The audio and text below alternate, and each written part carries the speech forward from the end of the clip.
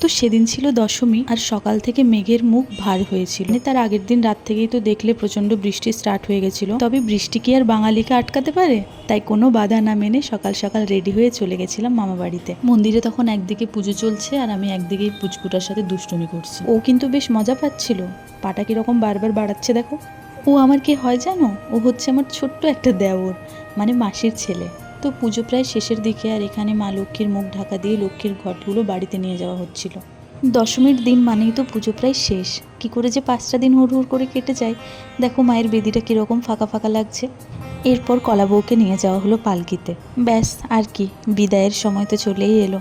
তবুও যতক্ষণ না মায়ের মূর্তি বিসর্জন হচ্ছে ততক্ষণ পর্যন্ত কিন্তু বাঙালিদের পুজো শেষ হয় না। আর এই যে তারপর মাকে ঘর দেখিয়ে আমরাও সদলবলে ছাতা নিয়ে বেরিয়ে পড়লাম। আর কোইন্সিডেন্টলি আমার ছাতাটা কিরকম শাড়ির সাথে ম্যাচ করেছে দেখেছো?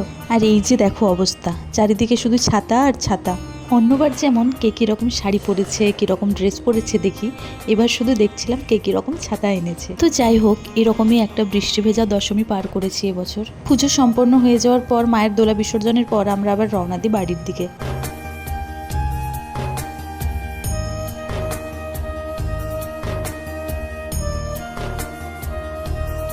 তো সন্ধেবেলা আমরা আবার বেরিয়েছিলাম। সেদিন ওই বাড়ি থেকে মা, বাবা, দাদা, বৌদি, পুচকু সবাই একসাথে গেছিলাম ঘুরতে। ঠাকুর দেখার খুব একটা প্ল্যান সেদিন ছিল না, মানে ঠিক করেছিলাম সবাই মিলে একসাথে একটু আড্ডা মারবো, খাওয়া দাওয়া করব। একদম সামনাসামনি কটা ঠাকুর শুধু সেদিন দেখেছিলাম, যেগুলো অলরেডি আগের দিন আমাদের দেখা হয়ে গেছিল। ব্যাস গাড়ি থেকে নামতে না নামতেই শুরু আবার বৃষ্টি। আর বৃষ্টির জন্য রাস্তার অবস্থাও পুরো খারাপ হয়ে গেছিলো। আর ডোডোর তো এবছর প্রথম পুজো, প্রথম ঠাকুর দেখা। ও তো অবাক হয়ে দেখছে চারিদিকে এত কিসের ভিড়।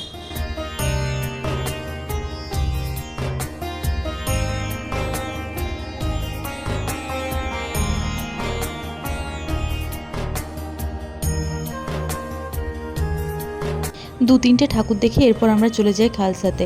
আর অ্যাজ ইউজুয়াল খালসাতে যাবো আর ভিড় পাবো না, তার আবার দুর্গাপূজার মতো ওকেশনে। তো কিছুক্ষণ ওয়েট করার পর আমরা টেবিল পেয়ে যাই। প্রথমে স্টার্টারে ছিল ফিশ ফ্রাই, আর তারপর মেন কোর্সে নেওয়া হয়েছিল বাটার নান, চিলি চিকেন আর চিকেন মশালা। আর পুচকু তো এতক্ষণ ঘুমোচ্ছিল, হঠাৎ ওর ঘুম ভেঙেছে। উঠে দেখে আবার অবাক যে এখনই তো অন্য জায়গায় ছিলাম, আবার কোথায় চলে এলাম।